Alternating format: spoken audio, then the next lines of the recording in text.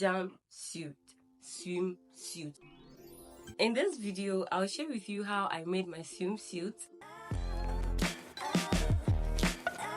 For this project, I'll be using 2 yards of lycra, which is stretchy, my thread, zip, scissors, and an elastic band. Most importantly, my basic swimsuit pattern.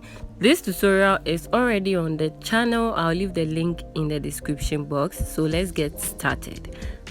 I want to alterate my neckline. The necklines are basic, okay? I want to alterate the back, so I'll come down by ½ inch on the chest line and just connect with my free hand to meet the neckline. That's the neck width of the back. So I want to have something like this for my back neckline. The front neckline remains the same. I will be adding collar to the neckline, so I'll measure the actual width of the front neckline and also measure the actual width of the back neckline. During the drafting process, I added ½ inch allowance to the shoulder, so while measuring I excluded that ½ inch allowance. I'll be cutting the back neckline, so I want to make sure I have the exact neck width measurement before I cut it out, okay? I'll then lay them on the fabric, add ½ inch allowance round. I had already added ½ inch allowance to the shoulder, so that will be excluded.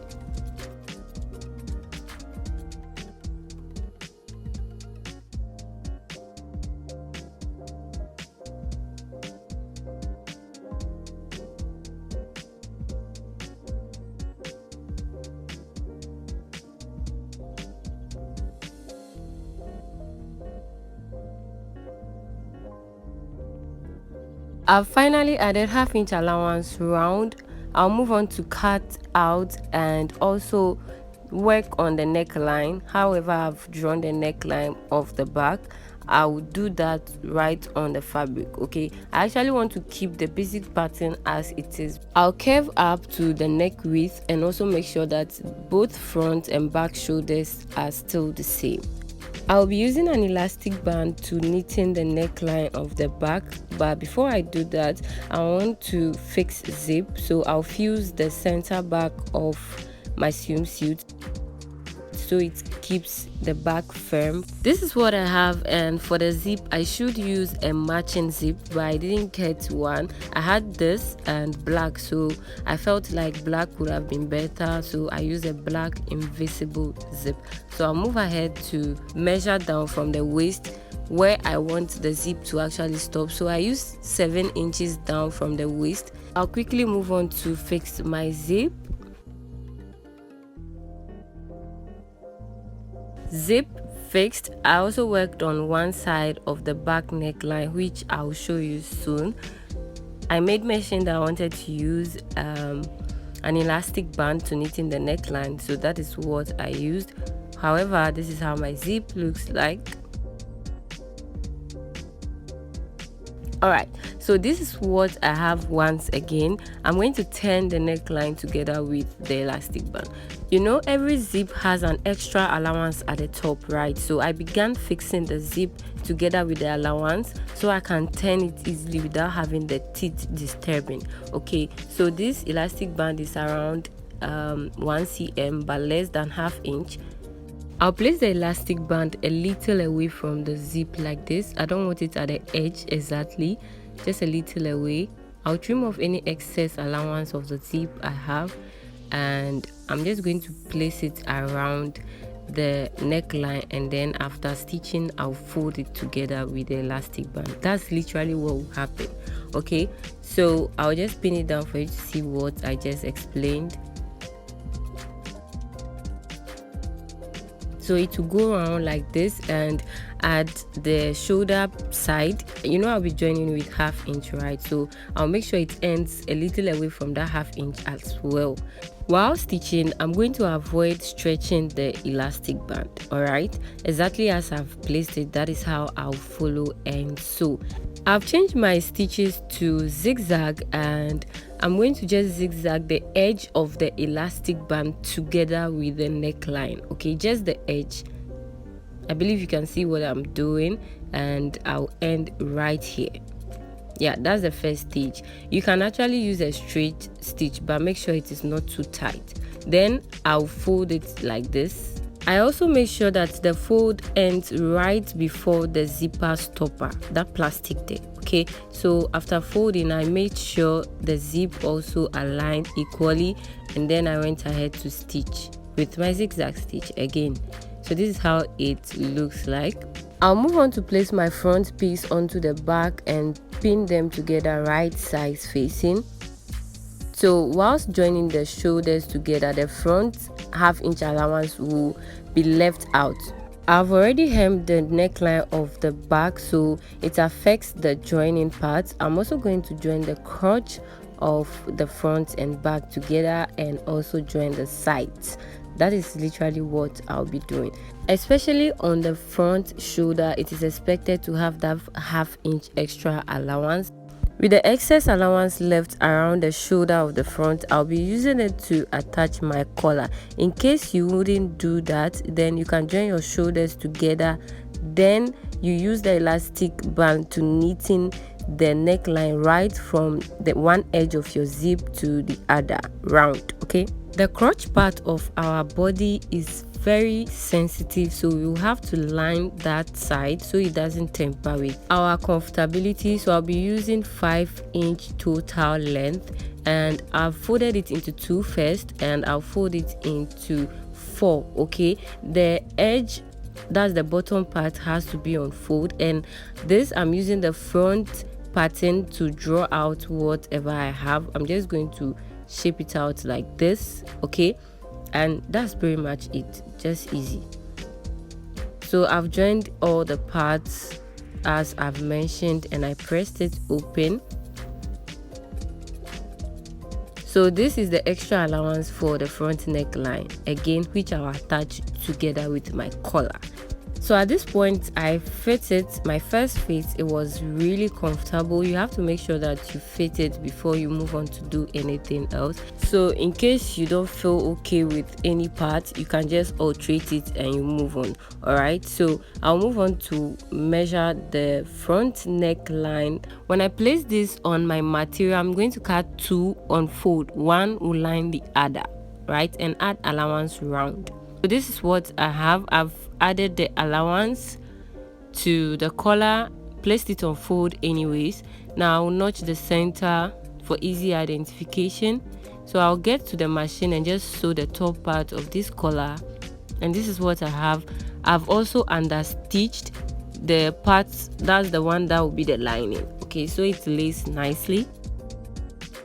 Now this is what I'm going to do. I'll find the midpoint and match it together with the neckline of my front and determine wherever the neckline stops, and I'll notch a little bit.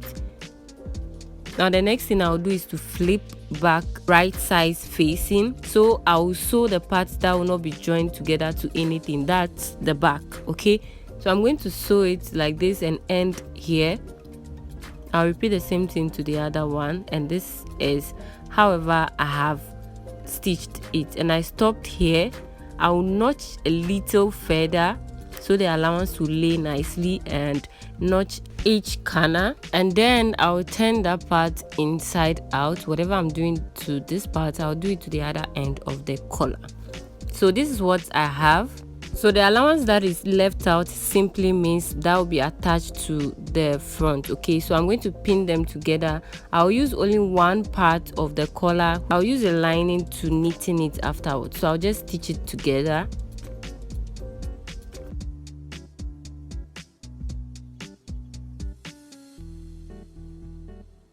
This is what I have. Automatically the allowance goes into the collar. I'll just fold the excess of the inner collar or the lining right to knitting the neckline round. So while doing this, I'll pin it in place.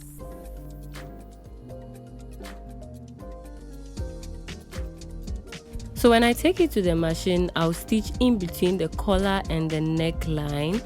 I'm not going to top stitch on the collar, but rather in between, right, so the stitches can be hidden a bit. So this is what it looks like.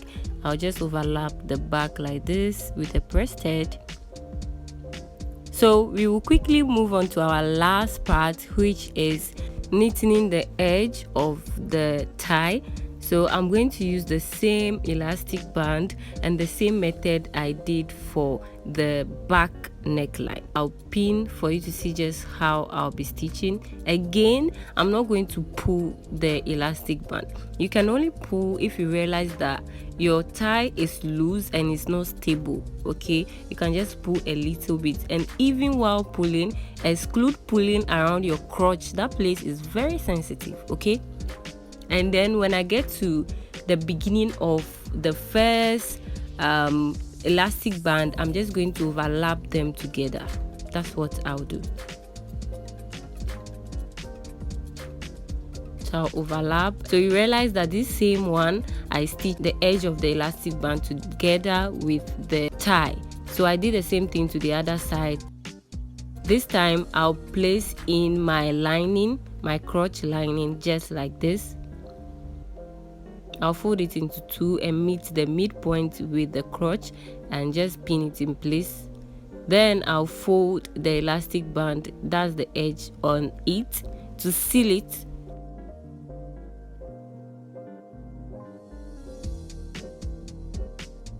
I'll fold in the edge round and top stitch. I top stitch at the right side, so I'll move on to stitch round.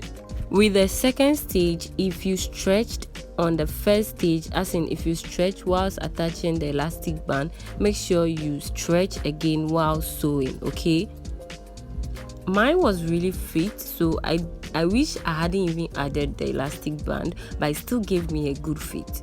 I also re-secured the crotch area with zigzag stitch. This is to avoid the stitches losing. So this is how it looks like.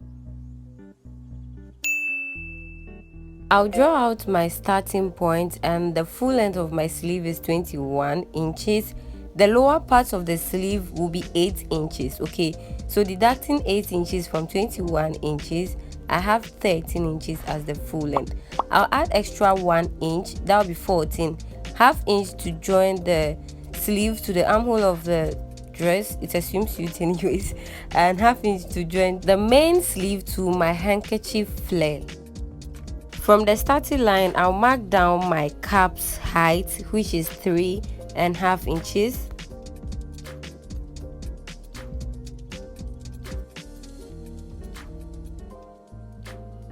For this, I'll mark the back armhole of my outfit, just the back, and I have about 8.5 inches. Okay, so I'm going to place the tape this way, right from here like this, and mark down to the cap's height 8.5 inches and make a straight or diagonal line like this. Now I'm going to divide this diagonal line into 3, and from this first one I'll go up high ½ inch and connect like this,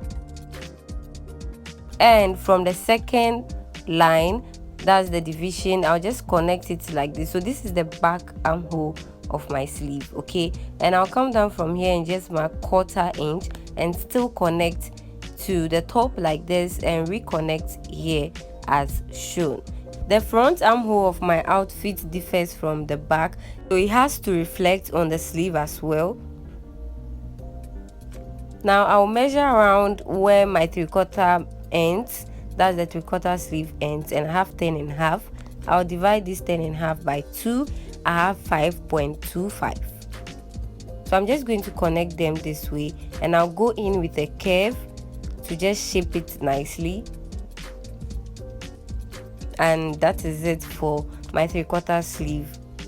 Now we'll move on to calculate for the lower part, which is the handkerchief, the main part of the tutorial, and I'll use this same 10.5 inches, right, as the circumference of my handkerchief flare. So this is 10.5 inches. To get the radius of my flare, I'll divide the circumference by 6.28. So I have 10.5 divided by 6.28. Then I have about 1.67, right? We need to approximate, and whatever fabric I'm using is stretchy. Okay, so instead of 1.7, I'll use 1.5 inches while drafting. but for calculation's sake, my radius is 1.7 when I round it. Okay, so now we need the full length while drafting the flare. Okay, so we are going to add 8 inches, which is the length of my handkerchief flare, right? You know, that was what I deducted from my actual full length. So I'll add the radius to my length, right? And this will give me the total length of the fabric I'll cut to draft my flare. Okay, so I'll add extra 1 inch, which will serve as joining allowance as well as hemming allowance. So adding my 9 inches to 1.7 inches, I have 10.7. remember I said I'll use 1.5. okay, so that will be 10.5 inches. And I also added allowance to my 3/4 sleeve.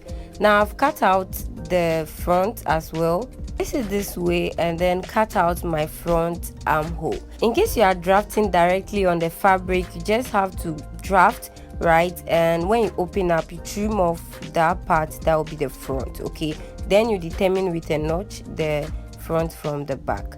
So back to my handkerchief flare, the full length we calculated was 10.5. okay, so we are going to make sure that we have a fold of 10.5 in total. If you fold into 2, that will be 21, right? So this is folded into 4, and from the pointed part here, I'll remark my 10.5 inches just to be sure, right?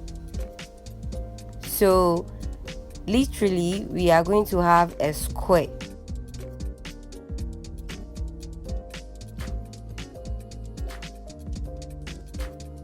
This is how mine looks like, which also means that your length may differ from mine. Okay, so from this point I'll mark out 1.5 and rotate it like this, and if I multiply this measurement here by 4, I have almost 11 inches, which is a little more than my radius, right?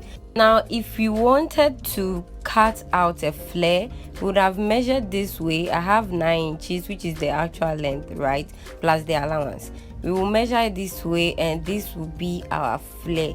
But instead we are going for a handkerchief flare, right? So instead of cutting out the flare, the extension in the middle, right, gives us that handkerchief look, which makes this tutorial very simple, because you are not going to mark around to cut out a flare. You just have to measure your radius, and that will be all. Now if I measure out the middle, I have 13.5 inches, which is 4.5 inches more than the actual length. Okay, so for me, I want to extend that midpoint a little bit. I think that was about 1/2 inch, just to have that pointy look. It is very optional. Okay, and so I'm just going to cut out. I'll cut the same thing for my lace. Okay, this is very simple. Cut out your square and also cut out your radius, then you have your handkerchief flare.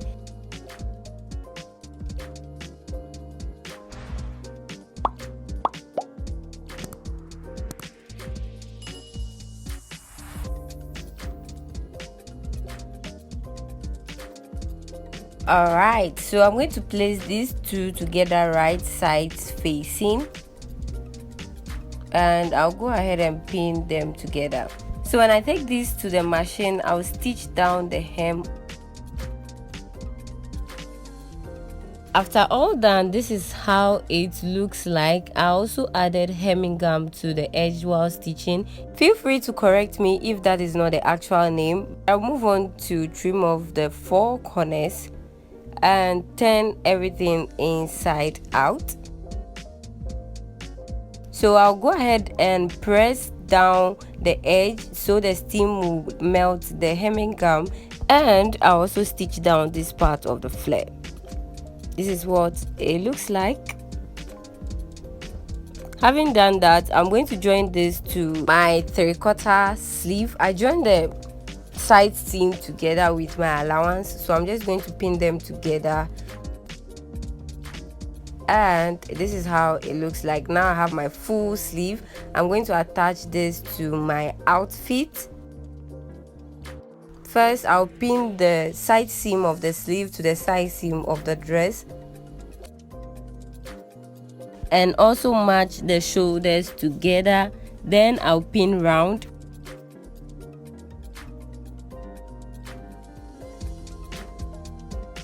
The next thing to do now is to stitch round with 1/2 inch, and also stitch this side as well with 1/2 inch. This is how it looks like. I'll wear it soon for you to see the main look. Alright, so this is how it looks like on me together with a swimsuit. I hope you enjoyed learning and watching my video. If yes, please give it a thumbs up. Do subscribe to the channel if you are yet to. Feel free to comment, turn on your notification bell. Until then, I will see you in my next one.